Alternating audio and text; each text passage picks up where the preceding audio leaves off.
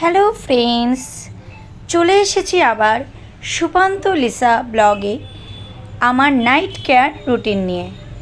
দেখতেই পাচ্ছ হাতে আবার সেই লোটাসের পাপায়াকে যে ফেস ওয়াশটা নিয়ে নিয়েছি, ওটাকে সারা মুখে খুব সুন্দর করে আমি কিন্তু ব্লেন্ড করে নিচ্ছি। কেননা যত সুন্দর করে আমি মুখে ওটাকে ব্লেন্ড করব, তত আমার মুখে যত মানে ময়লা রয়েছে সব কিছুই কিন্তু বেরিয়ে যাবে।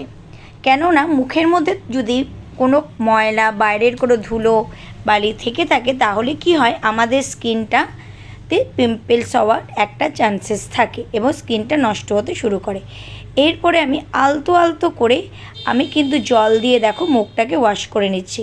খুব কোমলভাবে আমি জল দিয়ে কিন্তু মুখটাকে আমি ওয়াশ করছি। তোমরা দেখতেই পাবে কোনো প্রেশারাইজ করে কিন্তু আমি করছি না, কেননা আলতো করে দিলাম মুখটাতে। এইবার কি করলাম, একটু ভালো করে জলটা আমি দিয়ে নিলাম, যাতে কোনো রকম মুখের মধ্যে কোনো ময়লা না থেকে থাকে। তোমরা দেখতেই পাচ্ছ আমি কিভাবে করছি, তোমরা দেখে বুঝতে পারবে এটা আমি কিভাবে করে নিচ্ছি। চলো এইবার আমার পালা হলো মুখটাকে পরিষ্কার করার, মানে মুখটাকে মোছা। তোমরা চাইলে তাওয়াল ইউজ করতে পারো, আমি একটা ডাস্টার ইউজ করি।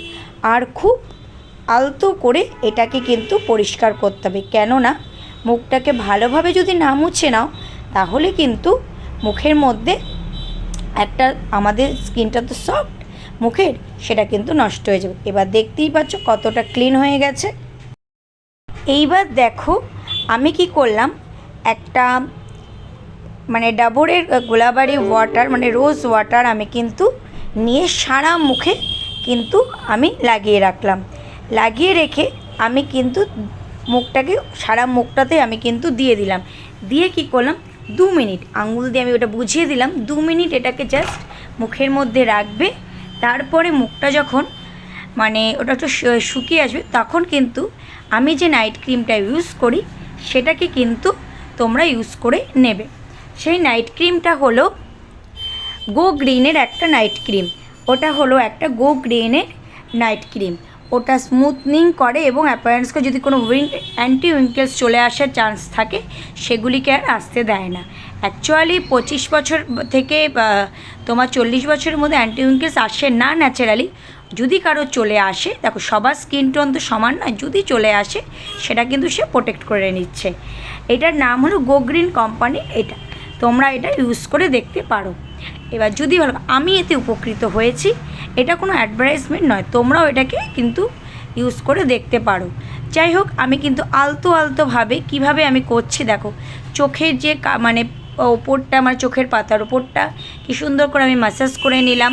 তারপরে সারা মুখে ভালোভাবে নিয়ে গলাতে দিলাম, গলার সাথে ওপর দিকে। স্কিনটাকে যখন আমরা ম্যাসাজ করবো, সবসময় স্কিনটাকে নিচ থেকে ওপরে ওঠানোর চেষ্টা করো, বিকজ আমরা যদি নিচের দিকে টানি, স্কিনটা তখন আমাদের ঝুলে যায়, তাতে গিয়ে বয়সের ছাপটা খুব তাড়াতাড়ি পৌঁছে যায়। তাই বয়সটাকে ধরে তো আমাদের রাখতে হবে, তাই না? 25 বছরকে যদি তুমি 21 বছর নাই বা দেখাতে পারো, তাহলে কি চলবে?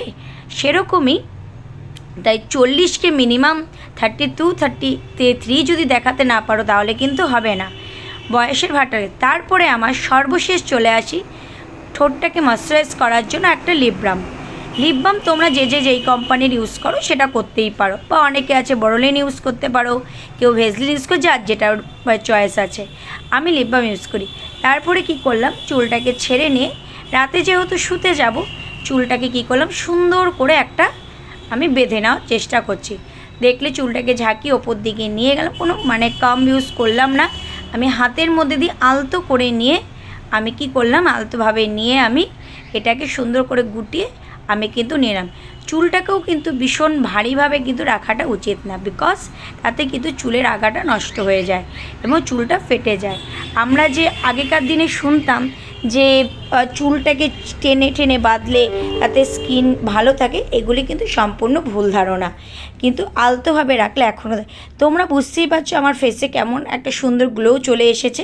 তোমরা মুখটা আগে দেখা আর মুখটা এটা মাখার পরে কেমন সুন্দর গ্লো আসছে, সেটা তোমরা নিজেরাই বুঝতে পেরেছো। চলো টাটা।